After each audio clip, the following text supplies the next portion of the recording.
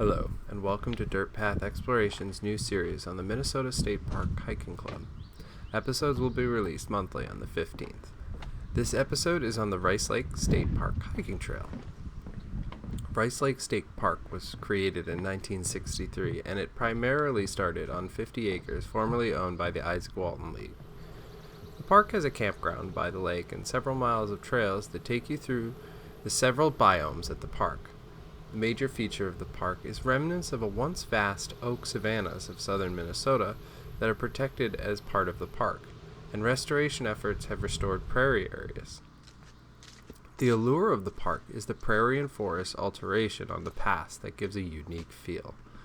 The lake itself has a significant amount of wild rice around it, and, as its name suggests, used to be where the Native Americans harvested wild rice. It also is a significant stopping point for birds migrating, and while it does have a boat launch, canoes and kayaks are the recommended watercraft due to the shallow nature of the lake. During certain times of the year, the forest and prairie are awash with color from the numerous varieties of flowers that flourish both in the forest, prairie, and water's edge. The park previously was more suitable for other activities, however, the process of eutrophication has made it more shallow and considerably less attractive for human activities. It's not a great surprise given its location at the center of a region with significant agricultural activity. During the winter, however, when the ice freezes over, you are able to walk out on the lake and can see the park from a different perspective. Rice Lake also serves as the headwater for the middle fork of the Zumbro River. The Hiking Club Trail at Rice Lake State Park is a 2.7-mile adventure by the lake through the prairie and wooded areas the park has to offer. Depending on the season, sunscreen and bug spray are both highly recommended. The sun in the prairie can be intense, and you'd be wise to be more than sufficient water for the hike.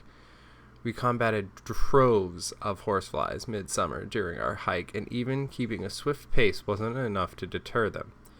The trail starts in the parking area by the campground. The first section of the trail travels along Rice Lake with a heavily wooded area, following the bank and giving decent views of the lake. There is a dock just off the first area that goes out past the wild rice layer and gives a clearer view of the lake. The wildlife consists of a greater number of different birds, and depending on the season, a wide array of migrating waterfowl can be spotted. There are numerous deer that frequent the area, and you could easily spot one of them out on your hike, specifically in some of the prairie areas.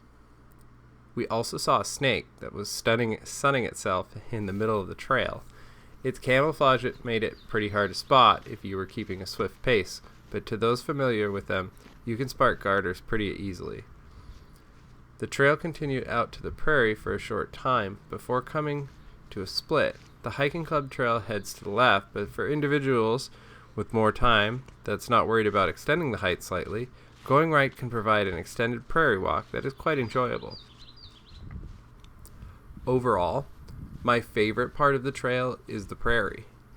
Even though the sun makes it extremely hot, the vibrant flowers and waving of the grass in the wind makes for an enjoyable hike every time. It's not a mountaintop, but the prairie has its own charm that is quite irresistible once you've found it. Thank you for watching, and if you like this video and new series, subscribe and comment on which park you'd like to see next. Enjoy the day, and as always, don't forget to let us know about your favorite trails in your local area.